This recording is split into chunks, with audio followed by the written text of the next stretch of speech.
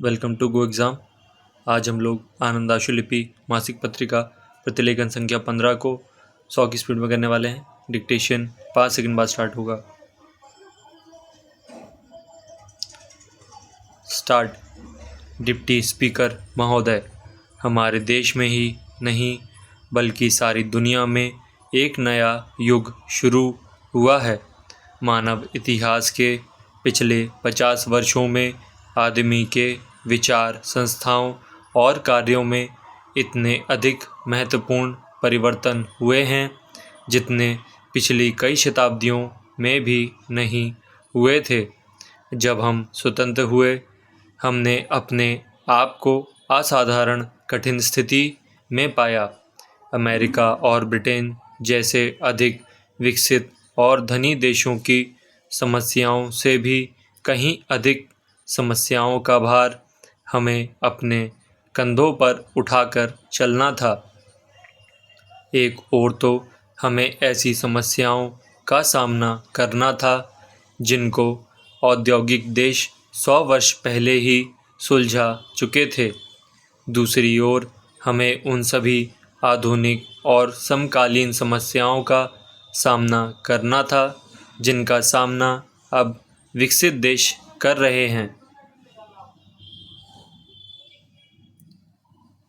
और यदि चाहते भी तो हम इन समस्याओं से मुंह नहीं मोड़ सकते थे। इन समस्याओं का सामना हमें दृढ़ता, होशियारी और अनुशासन से करना है।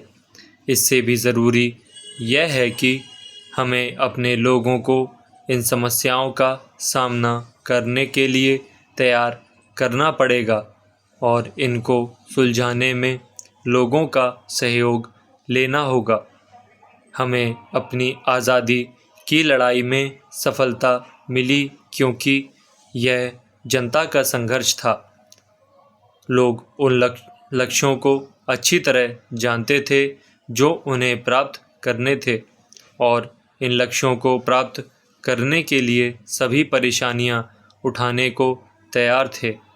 आजकल की समस्याओं को हल करने के लिए आज लोगों के अंदर वैसी ही जागरूकता और वैसे ही प्रयत्न की आवश्यकता है। हमें ठीक तौर से समझ लेना चाहिए कि हमें क्या प्राप्त करना है, हमारे सामने क्या बाधाएं हैं और इन बाधाओं को हम कैसे हटा सकते हैं। तभी हम लोगों में उत्साह फूंक सकेंगे, अपने कार्यक्रमों में उन्हें साथ ले सकेंगे। आज हमारी बुराई यही है कि हम अपने लोगों की ताकत और उत्साह को बढ़ाने में और उसका भरपूर उपयोग करने में असमर्थ हैं।